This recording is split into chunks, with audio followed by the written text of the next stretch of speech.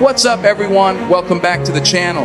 Today, we're talking about something that every single one of us has to face at some point: net worth by age in the USA. Now, I know the word net worth sounds like it belongs to billionaires or CEOs, but here's the reality: net worth is one of the clearest, most important ways to measure your financial health. And when you see how the numbers break down by age group, it might surprise you, inspire you, or even wake you up. So let's start with the basics. What is net worth really? It's not complicated. It's just everything you own minus everything you owe. Your savings, investments, retirement accounts, car, home equity, all of that goes in the home column. Then you subtract debts like student loans, credit cards, mortgages, or car loans. That final number is your net worth. For some people, that number is positive. For others, especially younger folks, it can actually be negative because of debt. And that's normal.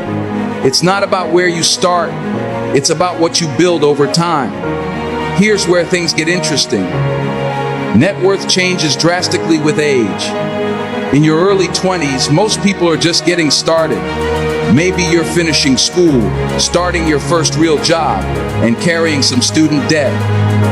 In your 30s, you might buy a home, start investing, and begin building real assets. By your 40s and 50s, those are often your prime earning years, the time when your financial growth should accelerate the fastest.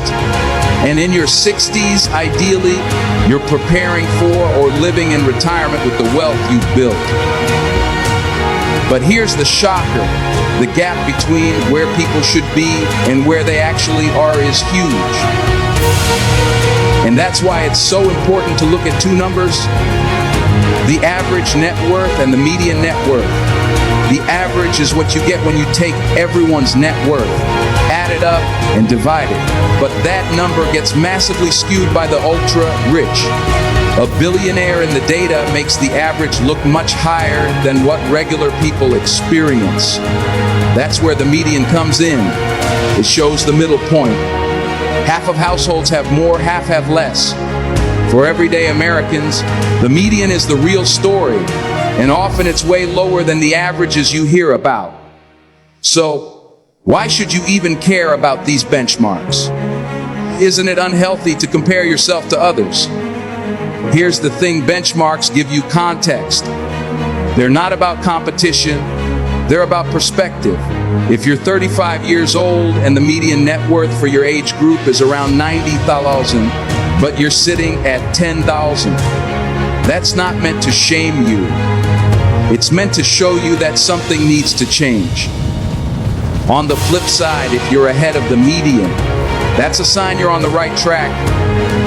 Think of it like fitness. If the average person your age can run a mile in 8 minutes and you're at 12, that tells you where you stand and what to work on. Money works the same way. And here's the exciting part: once you know these numbers, you can take action. Net worth isn't just about your current income. It's about the habits you build over years. Living below your means, paying off debt, saving consistently, and investing wisely.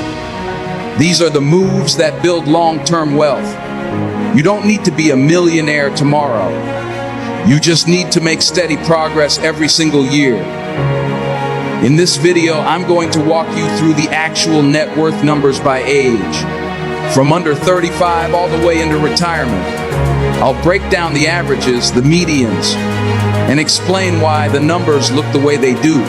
And most importantly, I'll give you strategies you can start using today to boost your own net worth. No matter your age or starting point, by the end, you'll have a clear idea of where you stand, what the benchmarks are, and what steps you can take to move closer to financial freedom. So stick with me.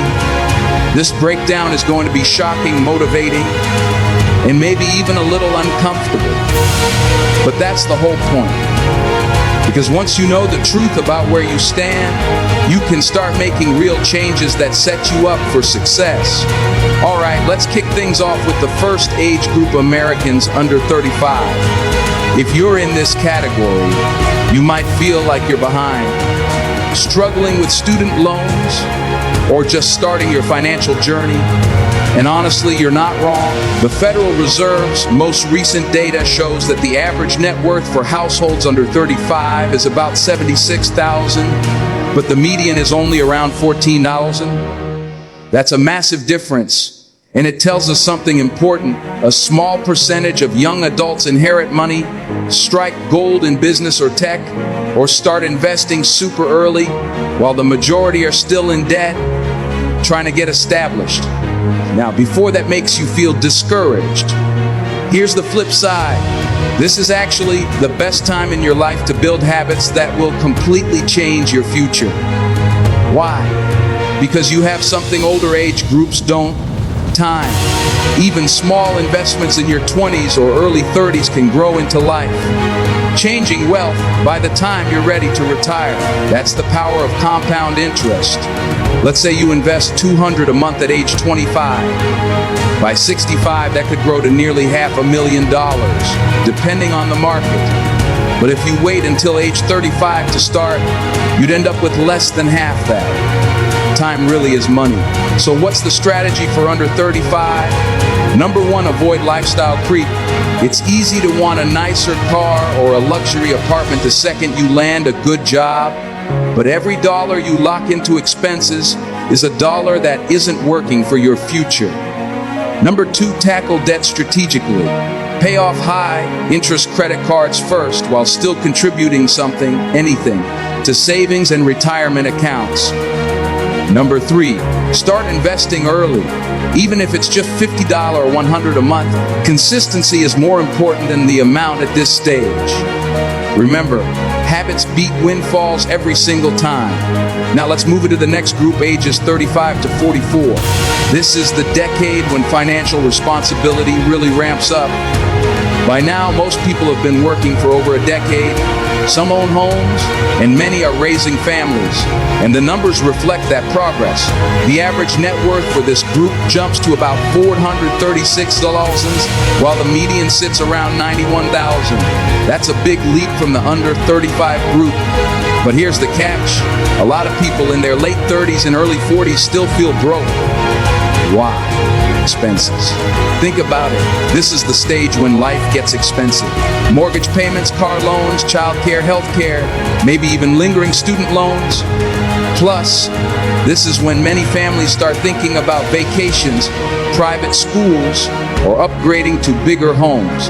It's easy to fall into what's called lifestyle inflation, spending more simply because you're earning more. But that's a trap. If your expenses rise just as fast as your income, you'll never actually build wealth. So what should you be focusing on in this stage? Number one, kill bad debt. If you're in your mid-30s and still have high interest debt, it's time to aggressively pay that down. Number two, invest heavily in retirement accounts. Whether it's a 401, Roth IRA, or both, this is your window to maximize contributions. Number three, protect yourself. This means having a solid emergency fund, at least 3 to 6 months of expenses, and considering insurance for health, disability, or even life, especially if you have a family depending on your income. The bottom line is this: your 20s are about building habits, but your 30s and early 40s are about execution. This is when the seeds you planted earlier start to grow, but only if you've been consistent. If you haven't, don't panic. You can still catch up. The key is making intentional choices now, before lifestyle inflation locks you into a cycle of working to pay bills instead of working to build wealth. Now let's talk about the 45 to 54 age group, often called the prime earning years. By this stage, most people are at or near the peak of their careers. They've climbed the ladder, switched jobs a few times, or maybe even started their own business. The numbers reflect this progress. According to Federal Reserve data, the average net worth for households between 45 and 54 is about $833,000, with the median net worth at around $168,000. That's a massive jump compared to the younger age brackets. But here's the reality check. Those averages are inflated by people at the top. While the median shows that many middle-class Americans in their late 40s and early 50s are still far from being financially secure. This stage of life is often a balancing act. On one side, your income is likely the highest it's ever been. On the other, your expenses are also some of the largest.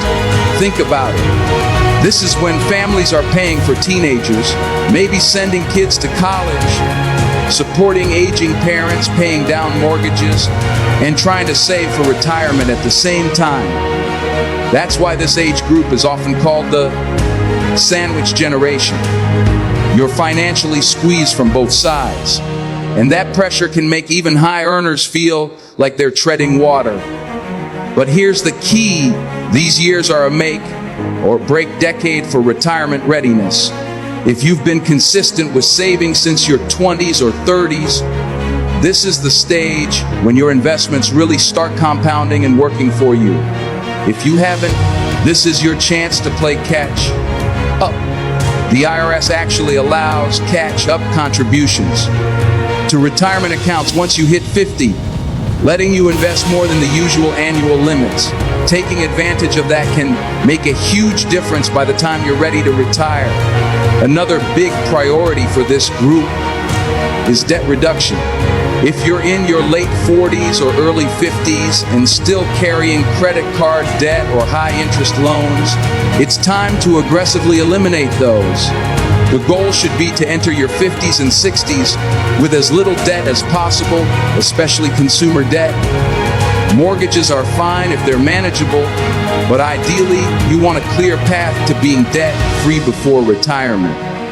Let's talk about lifestyle choices for a second.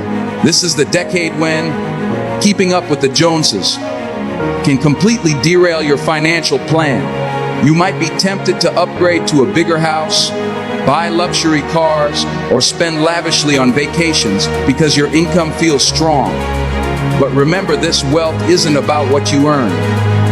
It's about what you keep. The people who quietly build wealth in this age group are usually the ones who live below their means, invest aggressively, and stay focused on long-term goals instead of short-term appearances. Here's another thing: retirement planning gets real in this decade. Instead of thinking, "I'll figure it out someday," you need to start running actual numbers. How much do you need to retire comfortably? What will Social Security cover? What gaps will you need to fill with your savings? This is the time to meet with a financial advisor if you haven't already, because mistakes at this stage are much harder to recover from. And let's not forget health. In your late 40s and early 50s, healthcare starts becoming a bigger concern, and medical costs are one of the biggest financial drains in retirement. Having strong health insurance, building an HSA's health savings account, and prioritizing your physical well-being now can save you thousands, maybe even hundreds of thousands later. The bottom line for ages 45 to 54 is this: you're in your prime earning years, but also in your prime spending years. The choices you make now will determine whether you're on track for financial freedom or financial stress in retirement. Focus on killing bad debt, maxing out retirement contributions, avoiding lifestyle traps, and building a clear plan for the future. This decade is all about turning income into lasting wealth. All right, now we're stepping into the 55 to 64 age group, the years just before retirement. This is the financial red zone, and the numbers tell an interesting story. According to the Federal Reserve, the average net worth for this group is around 1.18 million, but the median net worth is closer to 200,000. That gap is massive, and it highlights one of the biggest financial truths in America. While some households are millionaires by this stage, the majority are still scrambling to catch up. And with retirement right around the corner, the stakes couldn't be higher. Here's the reality. This is when the finish line becomes visible. You're likely in your final years of peak earnings, but you're also carrying some of the highest expenses of your life. For many, the mortgage still isn't paid off. College tuition for kids might still be draining the bank account. And healthcare costs, they're starting to creep up too. That's why the strategy for this age group has to be laser focused. The first priority is maximizing retirement contributions. Once you hit age 50, you can take advantage of catch-up contributions, meaning you can put extra money into your 401(k) or IRA each year. If you haven't saved enough, this is your chance to close the gap. The second priority is minimizing debt. Heading into retirement with credit card debt or large loans is a recipe for stress. The goal should be simple.